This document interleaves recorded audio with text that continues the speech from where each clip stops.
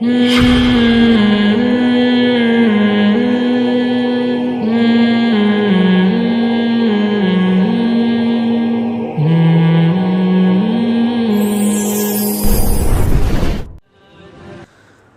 بھائی مفتی صاحب، اللہ نے ہمیں ایسے دور میں پیدا کیا ہے جس میں نظر کی حفاظت کرنا بہت مشکل ہے، ہم کیا کریں؟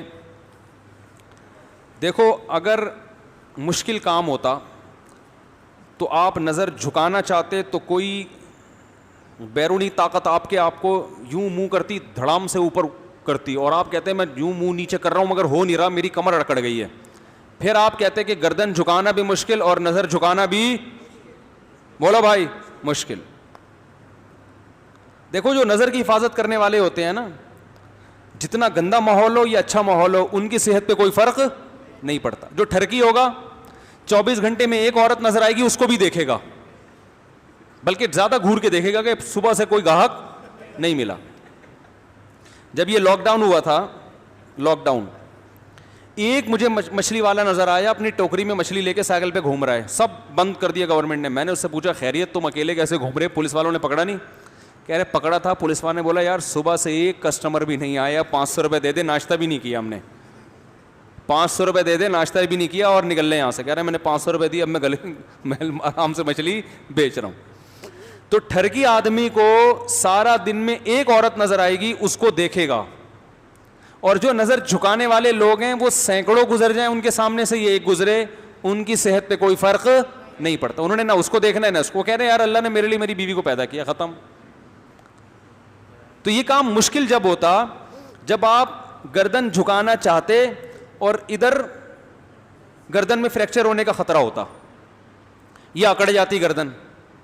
صحیح ہے نا؟ جیسے یوں کر رہے ہیں تو وہ ہو ہی نہیں رہی. تو ایسا ہوتا ہے بھائی، جیسے ہی کوئی خاتون گزری، آپ کا دیکھنے کا دل چاہ رہا، آپ یوں کر لو، کوئی ٹینشن ہوئی. اور نظر جھکانا تو اور آسان، گردن میں تو پھر بھی ریڑھ کی ہڈی اور گردن کی ہڈی دائیں بائیں ہونے کا خطرہ ہوتا ہے. ایک دم یوں کیا تو پتہ چلا چک آ گئی نا. پلک کو جھپکنے میں، نظروں کو نیچے کرنے میں تو انرجی، میرا خیال ہے اتنی سی بھی انرجی خرچ نہیں ہوتی کہ جسے ڈاکٹر کوئی کہیں کہ آپ کی اتنی انرجی یوٹیلائز ہو گئی ہے، اب آپ 6 پراٹھے کھائیں بیٹھ کے.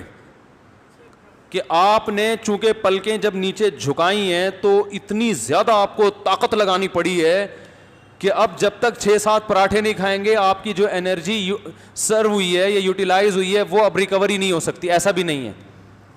سارا دن بیٹھ کے پلک اوپر نیچے کرتے رہو، کوئی انرجی خرچ، کوئی توانائی خرچ ہی نہیں ہوتی. تو بات اصل میں یہ ہے، مسئلہ ہے ٹھرک کا. جو پوائنٹ ہے نا وہ کیا ہے؟ معذرت کے ساتھ میں تھوڑی سی ابیوز لینگویج استعمال کر رہا ہوں، لیکن یہ کون سے اچھے کام ہیں کہ جن کے لیے میں مرزا غالب کی شائستہ اردو استعمال کروں ہیں؟ یہ جو بد نظری کا کام ہے، میں کہوں ایکچولی آپ جو ہیں وہ ایک آپ پیشنٹ ہیں. بھائی یہ بادل گرج رہے ہیں، بے فکر رہے ہیں، بارش تو خاندانی. میں آج ہی سوچ رہا تھا، میں نے بارش پہ بیان کیا، اس دن سے بارش مارکیٹ سے شارٹ ہو گئی، لیکن اب اللہ کا شکر ہے بارش سے فائدہ ہی ہوتا ہے، فائدہ ہی ہوتا ہے بارش سے. وَيُسَبِّحُ الرَّعْدُ بِحَمْدِهِ ہے نا قرآن میں، کہ بادل کی گرج اللہ کی تسبیح بیان کرتی ہے. اللہ کی رحمت جب برستی ہے تو شان سے برستی ہے. اللہ کہتے ہیں ہٹو. تو آپ نے تو یہاں بادل جو گرجتے ہوئے دیکھے ہیں، جو پہاڑی علاقوں میں جو گرجتے ہیں نا، وہ تو کراچی والے افورڈ نہیں کر سکتے. جو پہاڑی علاقوں میں اتنی آواز ہوتی ہے اس کی. تو خیر کیا بات چل رہی تھی؟ ہاں، تو میں یہ کہہ رہا تھا اصل مسئلہ کس کا ہے؟ ٹھرک کا. تو یہ ٹھرک پوری، اور یہ 4 شادیوں سے بھی نہیں جاتی یہ ٹھرک. یہ بتا دوں، کہیں آپ سمجھو 4 شادیاں کر لوں گا تو میں، جو ٹھرکی ہیں وہ سینکڑوں شادیاں بھی کر لیں، ان کی ٹھرک ختم نہیں ہوتی. 4 شادیوں سے یہ ہوتا ہے کہ انسان میں جو اللہ نے جوان آدمی میں قوت رکھی ہے، وہ قوت اس کو مجبور کرتی ہے بد نظری پر. تو وہ جب اس کی وہ صحیح جگہ استعمال ہو جاتی ہے اس کی قوت، تو پھر وہ دائیں بائیں جانے سے بچ جاتا ہے. جیسے بھوک ہے نا، بھوک لگ رہی ہے، روٹی کھا لو، ایک نارمل آدمی کا پیٹ بھر جائے گا، لیکن ٹھرکیوں کا پیٹ نہیں بھرتا. آپ نے دیکھا ہوگا ادھر سے بھی کھا لوں، وہاں سے بھی جا کے کھا لوں، پھر دھونے والے وہاں سے بھی لے گا جا کے، پھر آفس میں جائے گا وہاں بھی کیک چائے میں ڈبو کے کھائے گا، پھر تھوڑی دیر میں گٹکا کھائے گا، پھر تھوڑی دیر جو گھور ہے صبح سے جو نان اسٹاپ کھانا شروع کرتے ہیں رات تک کھاتے, پھر رات کو ہاضمے کی گولی کھائے گا صبح سے. تو یہ بھوک نہیں ہے, بھوک کا علاج ہے, اور یہ نیچرل ہے بھوک کا لگنا. کم سے کم 2 ٹائم انسان کو پیٹ بھر کے کھانا چاہیے. تو ایسے ہی ایک شہوت کی بھوک ہوتی ہے جو ہر نارمل آدمی میں ہوتی ہے. اس کو بیوی چاہیے, 1 نہیں 2 نہیں 3 نہیں 4 ہو گئی, چلو اس کے بعد اس کا دل بھر جائے گا. لیکن جو ٹھڑک ہے نا, جیسے وہ چائے میں چائے میں پاپے ڈبو کے کھاتا رہے گا, پھر تھوڑی دیر میں پھر اس کو پیسٹری چاہیے, پھر سموسا چاہیے. ایک ہمارے جاننے والے, وہ بےچارے ہارٹ اٹیک ہو گیا, ان کو بچ گئے. ان کا یہی تھی کہ صبح سے کبھی کوئی نوالا چھوڑتے نہیں تھے, کہیں بھی دسترخوان پہ. وہ کہتے ہیں میں گیا, مجھے کچھ نظر آئے تو میں نے کہا 2 نوالے تو بنتے ہیں. تو 2 نوالے ہوتے ہوتے وہ 40-50 نوالے بن جاتے تھے. ٹھیک ہے نا. تو اس کا اصل علاج ہے بد نظری کا, اس ٹھڑک کا علاج کرو. پہلا تو یہ سنت جو نبی نے بتایا, نکاح کرو. دوسرا طریقہ کیا ہے, اپنے اوپر جرمانہ رکھو.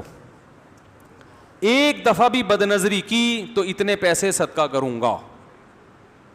اور وہ ہر آدمی کی آمدن کے لحاظ سے, غریب آدمی کے لیے 50 روپے بھی بہت ہیں, مالدار کے لیے 5000 بھی کم ہیں. سمجھ رہے ہو.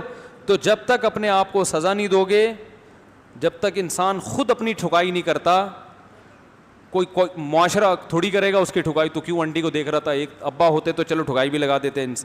ابا تو پتہ نہیں کس خود ایسا نہ ہو کہ وہ کیا بیچارے, وہ ہے نا. ایک خاتون نے اپنے بچے سے پوچھا کہ بیٹا جان کیسے نکلتی ہے, تم اسکول میں کیا پڑھتے ہو؟ اس نے کہا سائنس پڑھتا ہوں. اچھا بیٹا بتاؤ جان کیسے نکلتی ہے؟ انہوں نے کہا کھڑکی سے نکلتی ہے. ماں پریشان, یہ میرا بچہ باتیں ایسی کر رہا ہے, جان کھڑکی سے نکلتی. بیٹا کھڑکی سے کیسے نکلتی ہے؟ کہہ رہی ہیں وہ جب آپ باہر جاتی ہیں نا تو وہ انٹی آتی ہیں پڑوس والی, تو جیسے ہی جب آپ گھر میں آتی ہیں نا تو ابو کہتے ہیں جان کھڑکی سے نکل جاؤ. میری بیگم آ رہی ہے, جان کھڑکی سے نکل جاؤ.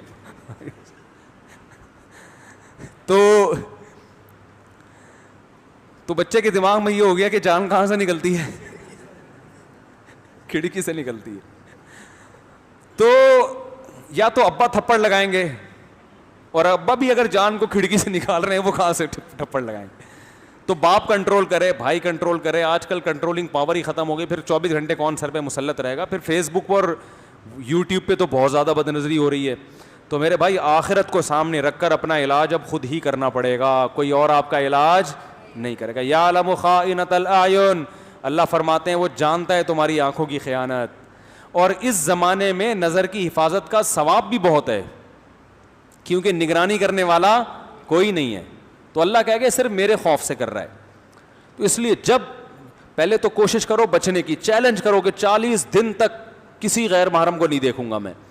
اور پھر جرمانہ لگاؤ اپنے اوپر کہ وہ اپنی سزا کے حساب سے نا, کہ جب ایک دفعہ بد نظری ہو تو وہ پیسے اتنے زیادہ بھی نہ ہو کہ وہ پیسے دینا ہی مصیبت بن جائے, اور اتنے تھوڑے بھی نہ ہو کہ سارا دن بد نظری کر کر کے ریٹ, بھائی ریٹ ہیں ایک دفعہ دیکھنے کا یہ زیادہ ہوں.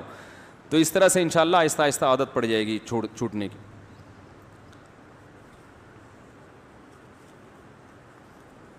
جو بیرون ملک سفر کرتے ہیں نا وہاں زیادہ خطرہ ہوتا ہے, تو بیوی کو ساتھ لے کے جاؤ, صحیح ہے نا, وہ نگرانی کرے گی. جہاں جہاں جا رہے ہو ساتھ لے کے جاؤ, وہ ایسی نگرانی کرے گی کہ آپ کے, وہ تو جہاں نظر کی حفاظت فرض نہیں بھی ہے وہاں بھی کروا دے گی. ٹھیک ہے نا. تو یہ بھی ایک بہت بڑا ذریعہ ہے. مفتی صاحب یہ بتائیں کہ اگر نماز قضا ہو جائے تو اس کو پورا کرنے کے ساتھ سنت موقع بھی پڑھنی چاہیے؟ نہیں, صرف فرض اور واجب پڑھیں. فجر کی سنت اگر چھوٹ جائے تو کسی اور ٹائم سورج نکلنے کے بعد پڑھ سکتے ہیں.